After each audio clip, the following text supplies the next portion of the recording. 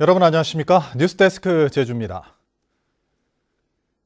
최근 대법원 판결로 국내 첫 영리병원으로 추진됐던 녹지국제병원에 대한 개설허가 취소 소송에서 제주도가 패소하면서 허가가 유지됐는데요. 이에 제주도는 현장 실사를 통해 조건을 충족하지 못한 사실이 확인되면 다시 허가를 취소할 방침이라고 밝혔습니다. 김항석 기자입니다. 제주 헬스케어타운에 위치한 녹지국제병원. 현장 실사를 나온 제주도청 직원들이 건물 안으로 들어갑니다. 공무원들은 1시간 동안 조사를 진행하며 병원을 정상적으로 운영하기 위한 시설을 확보하고 있는지 집중 확인했습니다. 일단은 현장에 그 시설들이 제대로 잘 구비되어 있는지를 본 거거든요. 보건정책의료심의위원회에서 그 가부는 결정할 사안이기 때문에 관련 조례에 따르면 외국인이 의료기관을 개설하려면 $500만 이상을 투자해야 하고 병원 지분과 건물 소유 등 조건을 갖춰야 합니다. 하지만 녹지 측은 병원의 지분을 국내 다른 법인에 매각해 이 같은 조건을 충족하지 못하게 된 상황. 제주도는 현장 실사를 통해 조건을 충족하지 못한 사실이 확인되면 의료정책심의위원회를 열어 허가를 취소할 방침입니다. 이에 대해 녹지 측은 다음 달 예정된 영리병원 개설허가 취소 소송이 모두 끝난 뒤에 절차를 진행해야 한다는 입장을 제주도에 밝혔습니다. 하지만 시민단체들은 어떤 상황에서도 영리병원 개설을 막아야 한다며 허가를 취소하라고 촉구했습니다. 녹지국제병원에 대한 재취소도 요구를 한 것이고요. 그리고 이제 국회에 상정돼 있는 제주특별법 전면 개정안을 통해서 제주도의 영리병원을 완전히 사라지게 하도록 법 개정을 촉구하고 있습니다. 녹지 측이 제주도를 상대로 낸 내국인 진료 금지 조건에 대한 소송 선고 공판이 다음 달 5일 열릴 예정인 가운데 국내 처음으로 추진된 영리병원의 향방에 관심이 쏠리고 있습니다. MBC 뉴스 김항섭입니다. 제주 자연체험파크 개발사업 사업자가 마을 측에 금품 지원을 약속했다는 정황이 드러나 논란이 일고 있습니다.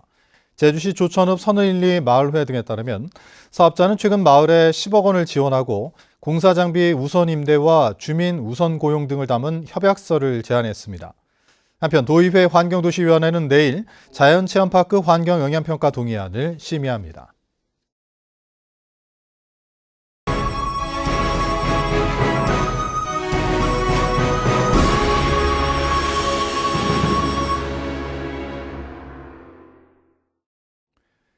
올해는 제주 4.3이 발발한 지 74주년을 맞는 해입니다. 제주 MBC는 4.3의 현재와 앞으로의 과제를 짚어보는 기획뉴스를 마련했는데요. 오늘은 첫 순서로 국가 배보상 결정에도 4.3 당시 뒤엉킨 가족관계 때문에 신청을 하지 못하는 유족들의 실태를 박혜진 기자가 취재했습니다. 4.3 당시 아버지가 목포 형무소로 끌려간 뒤 행방불명되고 어머니도 재가하면서 고아가 돼버린 현명숙 할머니. 큰아버지 호적에 입적돼 70여 년을 큰아버지의 딸로 살아왔습니다. 4.3 특별법 개정으로 희생자와 유족에 대한 배보상이 이뤄진다는 소식에 반가움도 잠시. 아버지의 판결문도 찾지 못하고 자신이 아버지의 딸이라는 사실을 입증하지 못해 애를 태우고 있습니다. 변호사님도 그렇고 도청에서도 그렇고 그 이름이 없으면은 힘들다는 거예요. 힘들다고. 그러니까 저는 어떻게 할 줄도 모르고 할 바를 몰라. 4.3 희생자로 인정된 유족도 사정은 다르지 않습니다. 강춘희 할머니는 가족관계 등록부에 4.3 희생자로 인정된 아버지의 딸로 기재돼 있지만 이번 배보상 신청 대상에서 빠졌습니다. 부모의 혼인신고가 4.3 당시 행방불명된 아버지의 사망신고 이후에야 이루어졌기 때문입니다. 52년에 죽은 사람이 어떻게 56년, 4년 후에 살아나서 결혼을 했으며 아버지도 이렇게 틀렸고 어머니도 따라서 그렇게 틀렸고 저도 마찬가지고 요 한 가족이 정말 날짜라도 바르게 기록할 수 있으면 이렇게 가족관계가 뒤엉킨 4.3 유족이 얼마나 되는지는 정확히 파악하기 어려운 상황. 지난해 4.3 유족회가 벌인 실태조사에서 가족관계가 일치하지 않는 유족 78명 가운데 3분의 1가량인 26명만 유족으로 인정됐을 뿐입니다. 가족관계 불일치 유족 70%가 정정을 시도했지만 희생자 DNA 감식과 소송 등 현실적인 어려움에 부딪혀 포기했습니다. 다행히 정부가 올해 얽힌 가족관계 문제를 풀기 위한 실태조사와 연구 용역을 실시하기로 하면서 결과에 따라 특별법 보완 입법이 서둘러 이뤄지기를 유족들은 간절히 바라고 있습니다. 실태조사를 면밀하게 하는 부분하고 또 저희 민법이나 가족법 이제 전문가들을 모셔가지고 좀 내실 있게 추진할 생각이고요. 또 지금 용역이 한 6개월 정도로 과업기간이 되어 있는데 가능하면 이제 결론이 빨리 도출될 수 있도록 그렇게 진행 속도를 조금 높여볼 계획으로 있습니다. 관련 연구 용역이 본격적으로 시작되는 가운데 실태 조사의 경우 유족들의 자발적인 신청과 접수에 의존할 수밖에 없어 적극적인 홍보도 이루어져야 할 것으로 보입니다. MBC 뉴스 박혜진입니다. 지난 주말을 앞두고 태풍급 강풍과 함께 쏟아진 폭우로 곳곳에서 피해가 속출했는데요. 이런 피해의 원인을 두고 제주시 조천읍 중산간 마을 주민들은 하천 범람을 막기 위한 천미천 하천공사로 오히려 빗물이 역류하면서 흙더미가 넘치고 일부 점포까지 덮쳤다며 이 대책을 촉구하고 나섰습니다. 김찬현 기자의 보도입니다. 식당 앞 마당이 흙더미로 뒤덮였습니다. 흙탕물은 건물 안까지 밀려왔고 식당 안은 진흙 범벅이 됐습니다. 지난 금요일과 토요일 새벽 한라산에 500mm 넘게 쏟아진 폭우로 제주시 조천읍 교래리 마을 일부 상가에 흙탕물이 덮친 겁니다. 각종 오물, 나무가지, 그다음에 가게 입구부터는 이제 그 내부까지 진흙탕으로 아주 그냥 힘들었습니다. 치우는데. 마을 주민들은 근처 하천인 천미천 정비공사로 침수 피해가 났다고 주장했습니다.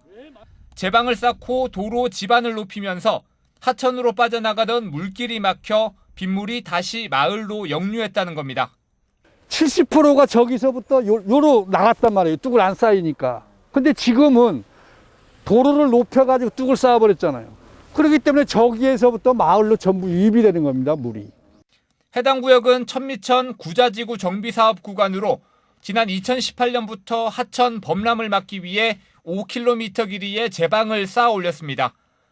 공사 감리업체는 사고 지역이 상습 침수지구이며 제방 건설로 하천 범람을 막아 오히려 피해가 줄었다며 하천정비공사 때문이 아니라고 밝혔습니다. 저지대에 속해 있다 보니까 근본적으로는 배수 시설이 확충돼 가지고 배수 시설 개선이 돼야 될 것으로 판단되며 제주시는 조만간 현장 조사를 실시해 침수 원인을 파악한 뒤 배수 개선 사업을 추진할 계획입니다. MBC 뉴스 김찬현입니다. 제주 지역에서는 어제 코로나19 확진자 3,000명이 발생했고 오늘은 오후 5시까지 2,808명이 발생했습니다. 누적 감염자는 15만 2천여 명으로 늘었지만 최근 일주일간 확진자는 3만여 명으로 전주보다 15% 줄었습니다. 현재 위중증 환자는 9명이며 격리자는 2만 5천여 명입니다. 허양진 국민의힘 제주도당 위원장 직무대행이 위원장직을 사퇴했습니다. 허양진 위원장은 제주도당에서 기자회견을 갖고 제주 지역사회와 제주도민을 위한 또 다른 역할과 봉사를 하겠다며 사실상 도지사 출마 의사를 밝혔습니다. 한편 국민의힘은 김영진 제주시 갑당협위원장을 도당위원장 직무대행으로 임명했습니다. 김광수 교육감 예비후보는 제주도의회에서 기자회견을 열고 고창근 예비후보에게 도민 100% 여론조사를 제안했습니다. 김광수 예비후보는 자신은 기준이 명확하지 않은 선거인단을 여론조사에 포함하는 데는 반대한다며 중도 보수 성향 교육감 후보의 단일화는 늦어도 다음 달 중순까지 이루어져야 한다고 밝혔습니다.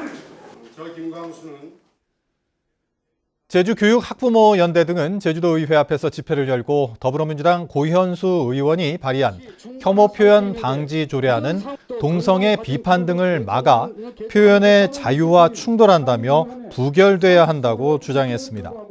일부 참가자들은 시위 장소를 놓고 도의회 직원들과 부딪히면서 119에 실려가는 등 소동이 벌어졌는데 조례안은 내일 행정자치위원회에서 심의됩니다. 어제 오전 8시 50분쯤 제주시 용담동 동한두기 방파제합 해상에서 10살 A군이 물에 빠져 있는 것을 인근 점포 상인이 발견해 구조했습니다. 자폐를 앓고 있던 A군은 실종 신고된 상태였는데 119에 의해 병원으로 옮겨져 의식을 회복한 것으로 전해졌습니다. 오늘 오전 10시 반쯤 서귀포시 강정포구 인근 해상에서 물질을 하던 80대 해녀 A씨가 실종됐다는 신고가 119에 접수됐습니다. A씨는 강정포구 서쪽 800m 해상에서 어촌계 선박의 심정지 상태로 발견돼 병원으로 옮겨졌지만 숨졌습니다.